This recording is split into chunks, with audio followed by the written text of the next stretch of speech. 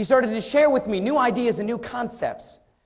And as I found out, we can only show you the door. You have to walk through it. And he put me in a new training program, and it's just like in new and prepaid legal services. You see the platinum executive directors that say you need to let it all go. Fear, doubt, disbelief. Free your mind. And I saw them jump from one building to another. I saw them get out and prospect the waiter or the waitress or the coffee shop as if it was magic. They would stand in front of the business briefing and jump tall buildings with a single bound. And all I could say was, whoa.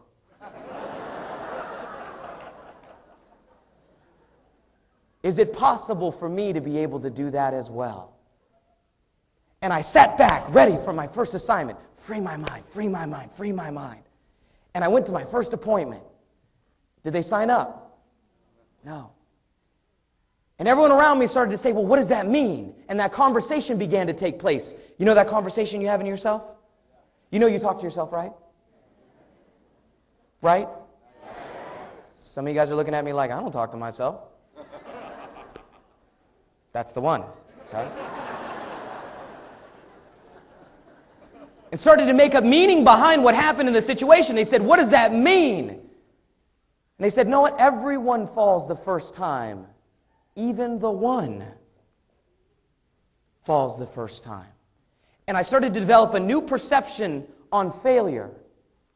Interestingly enough, I found a new program I could plug in and listen to called Failing Forward. And it was this concept of failing forward. See, look, we're all going to fail. The question is, when you fail, do you go forward or backward? See, experience is the only true lesson in life. And the only thing worse from learning from experience is not learning from your experiences. And see, success comes from good judgment. You must have good judgment to have success, whether it's at a sit-down, a three-way phone call, a business reception, or whatever it may be. But success comes from good judgment, and good judgment comes from experience. And experience generally comes from bad judgment. So it's failing first that leads you through the growth process. And until we can embrace failure, Team Freedom, leaving here today, nothing that is said today will help you. We could give you all the skills, all the know-how, but if we left out of here giving you the perception that if you did everything right, everything's still going to work, we would be lying. The truth of the matter is, in the real world, you will fail. But that is part of the process. And if you can understand that going forward, because in life, anything worth doing is worth doing poorly at first. Anything in life worth doing is worth doing poorly in the beginning, till you get it right. And you guys have heard it said before, practice makes... That's the stupidest thing I've ever heard. Practice doesn't make perfect. Practice makes permanent. And unfortunately, people continue to practice the wrong thing over and over and over and over and become perfect at doing the wrong thing.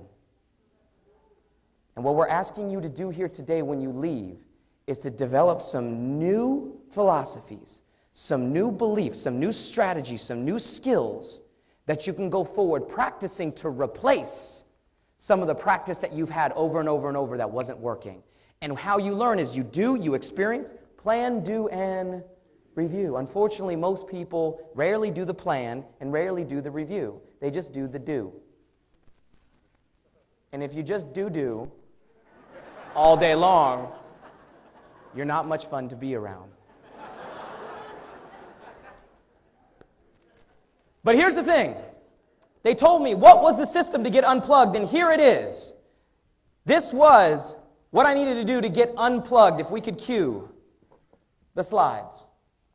This is what was necessary to get unplugged. They said 10 pages a day. Read 10 pages a day. Now, that's easy to do. But as Mr. Gray said earlier, one of my associates, he said it's not the 10 pages today, it's the 10 pages every day. That's the challenge. 10 pages a day of a good book starts breaking you from that system. And you got to understand, it's 19-1 at all times when you're out there. Because in here, you're with the 5%, but out there, you're with everyone that's still plugged in. And so this system is what unplugged me from the monotony of what most people think how I should spend the rest of my life. And I refused to believe that my purpose in life was my day job. I refused to believe that. And this is what unplugged me. They said 15 minutes of an audio a day. And they said associations, who I associated with. If you lie down with dogs, you come up with fleas. Birds of a feather flock together. Hang out with 9 broke people, you're bound to be the 10th. Hang out with dozens of 6-figure ring earners, you're bound to be the next.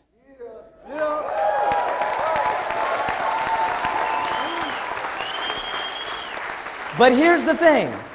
The moment you say yes to that biggest dream you have inside yourself, that it's possible, that I can create it, that I can do it, there's a whole new breed of people that will come into your life. And with that, I want to share with you a little about those folks.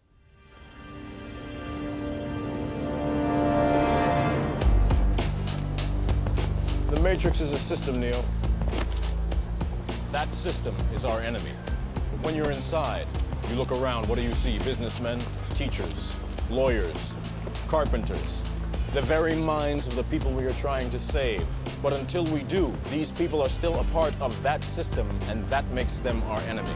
You have to understand, most of these people are not ready to be unplugged.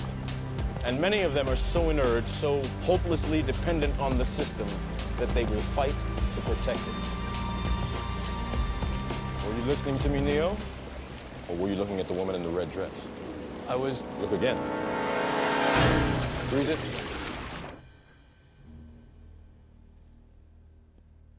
This isn't the Matrix. No.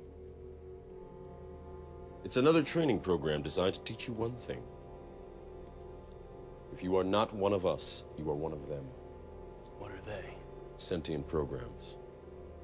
They can move in and out of any software still hardwired to their system. That means that anyone we haven't unplugged is potentially an agent.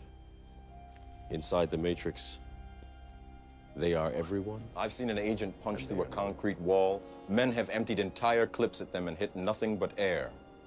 Yet their strength and their speed are still based in a world that is built on rules. Because of that, they will never be as strong or as fast as you can be. What are you trying to tell me? That I can dodge bullets? No, Neo. I'm trying to tell you that when you're ready, you won't have to.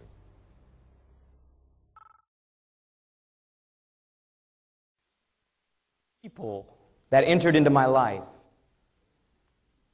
My certified field trainer, Morpheus, referred to them as agents. I like to refer to them as dream stealers, a.k.a. haters.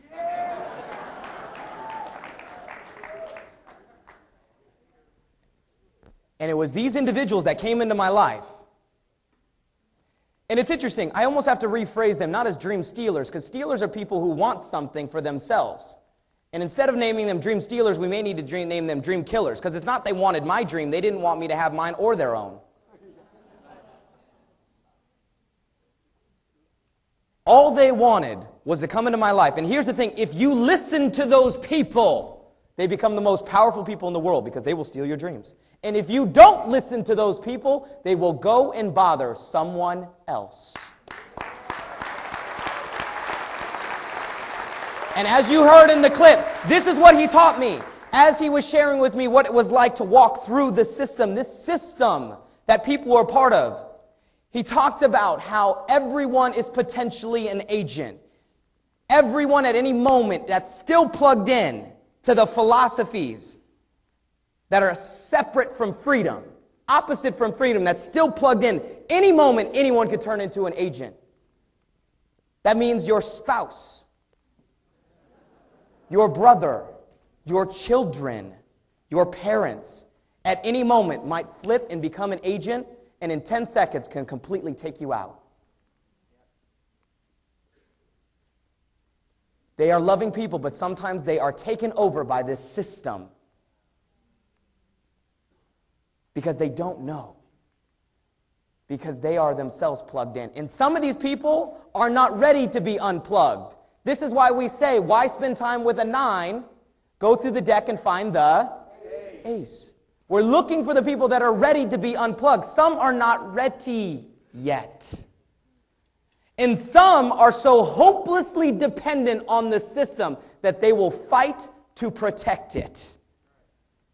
When you try to show them an opportunity to set them free, not only will they say no, they will try to defend the system that has them enslaved.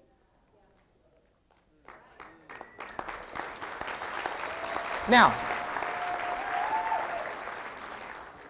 here's what's interesting. I started to learn, because when I began my process in prepaid legal services, when I began, I was unconsciously incompetent.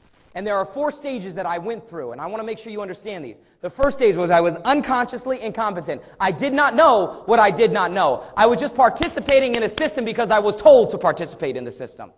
And then what happened was I moved to the second phase, which is I became unconsciously incompetent, meaning I now knew that there was something more, but I did not know how to obtain it. I knew that it was possible to create freedom. I just didn't know how to get there. I knew people could jump from this building to that building. I just didn't know how I could do it. And so my training process began, daily basis, on the slight edge. The books, the CDs, the associations, the events, the environment started to shape and mold me. And I moved to the third phase, which is where I started to become consciously competent. And this is an amazing phase to be in. When you become consciously competent, I want to share with you what it looked like in my travels when I started to become consciously competent at facing these dream stealers.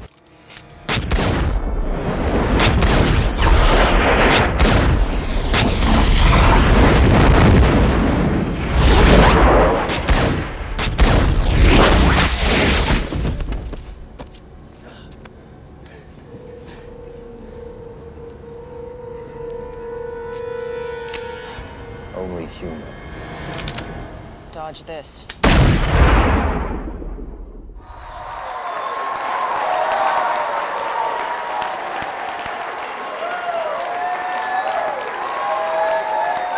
Who has got your back? Who has your back? And I'll tell you what, even the one never made it through without having somebody have their back. Who is your workout partner? Who is there to fight for your freedom, to defend you in every given situation? Because as I became consciously competent, I could begin to dodge bullets. As objections started to come my way, as those dream stealers started to fire shots at me, I could begin to dodge them, but not all of them. But instead of them hitting me directly in the chest, some of them just grazed my sides. And I only became slightly injured. But it wasn't enough. I could get back up and continue the fight still, because I had somebody that was watching my back at all times. Who is watching yours? And what happened from there, as I continued the process of failing forward, I eventually moved to the 4th stage of unconscious competence, where I was completely separated from the system that kept me confined, the system that was pulled over my eyes to keep me bonded. In bondage. And what happened was, I found the same people. Now, what's interesting is before I might be only to take on one. Now you could send as many after me as you wanted to, and it didn't matter. You could send as many haters my way as you wanted. Keep them coming. Because once you're unplugged, your mind has been expanded, it can never go back.